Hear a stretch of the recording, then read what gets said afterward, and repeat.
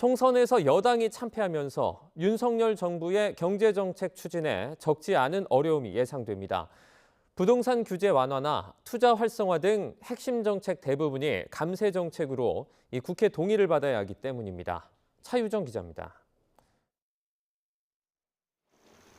윤석열 정부는 출범 이후 굵직한 부동산 대책을 6차례 내놨습니다. 규제를 풀어주고 세부담을 완화하는 내용입니다.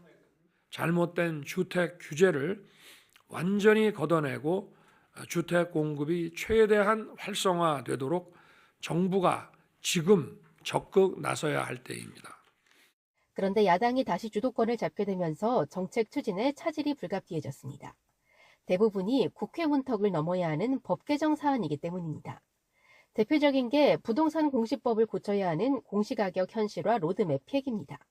윤석열 대통령이 보유세 부담을 덜어주겠다며 부동산 공시가격을 시세의 90% 수준으로 올리는 계획을 전면 수정하겠다고 밝혔지만 야당이 고가주택 감세안이라며 반대하고 있어서 폐기가 쉽지 않을 전망입니다. 부동산 관련뿐 아니라 세법 개정이 필요한 감세 조치 모두 흐지부지 될 가능성이 커졌습니다. 금융투자 소득세 폐지가 대표적입니다.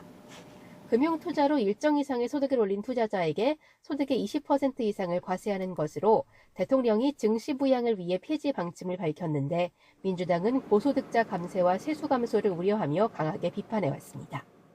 금투세는 아직 시행되지도 않았는데 코리아 디스카운트와 무슨 상관입니까?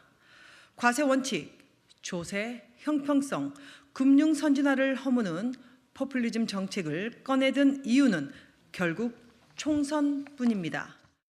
국내 증시 저평가 해소를 위한 기업 밸류업 조치도 불투명해졌습니다. 주주 환원이 높은 기업에 세제 혜택을 주는 내용인데 이 역시 대주주들에게 혜택이 쏠릴 수밖에 없어 야권의 부자 감세 반대론에 먹힐 가능성이 큽니다.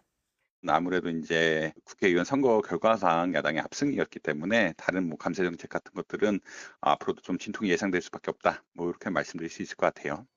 감세와 규제 완화를 통한 경기 부양을 추구했던 정부의 경제정책 큰 틀에 대폭 수정이 불가피할 거란 전망까지 나오는 상황.